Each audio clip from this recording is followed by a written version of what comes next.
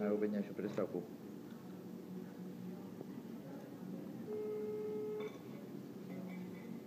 Prosím.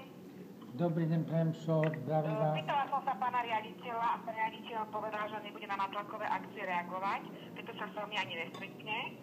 Aha.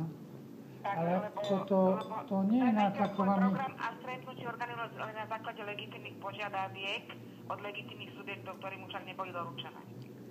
Bol doručený jeden list. Ale ten list není legitímny, ten vaša organizácia ako to není ani podpísané, ani nevieme, kto to podpísal. Je to podpísané, podpísala Dáša Tonková, je to normálne občianske hnutie. To je podpis, ktorý sa nedal definovať, lebo tam nebolo nič.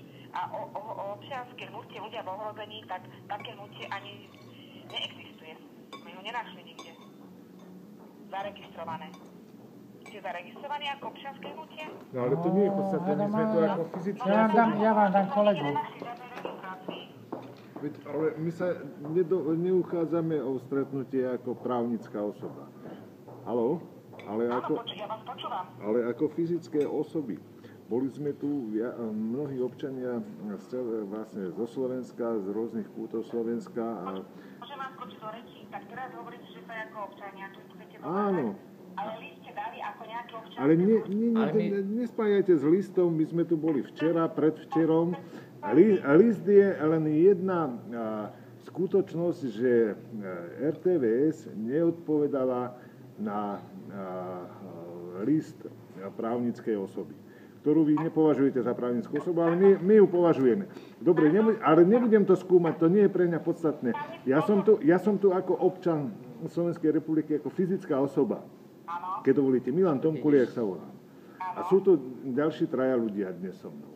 No, včera tu boli ďalší 14 so mnou. Áno, vieme, No, a ani včera, ani predvčerom za celé dni sa nenašla chvíľa času, aby si štatutárny zástupca vypočul, že prečo žiadame o stretnutie s ním. To je veľmi zvláštne.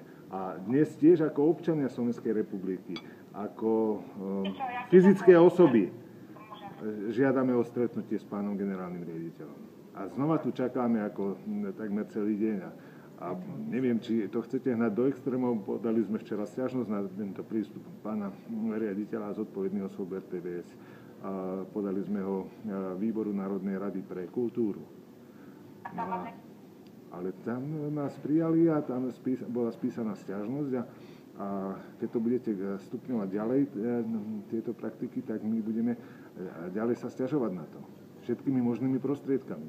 Proste nie je pre nás priateľné, aby verejnoprávna ustanovizenia a jej štatutárni zástupcovia odmietali komunikovať s občanom Slovenskej republiky. To je absolútne nepriateľné. No ale s každým občanom nemôžete komunikovať, hej? A teraz s niektorým môžete a s tým každým, ktorým vy poviete, že nie. Každým občanom nie. Čiže ja tých občanov tu momentálne vidím 4, ktorých chcú. Včera som tu videl 15, predvčerom 13, ale žiadnych iných. Čiže ja neviem, pán generálny riaditeľ je tak vyťažený, že keď tu príde... Môžem vás počuť? Áno, nech sa páči. Pán riaditeľ sa s vami nestretne, takže nech sa páči, keď chcete postupovať nejak inak, tak nech sa páči, dobre? Dovidenia.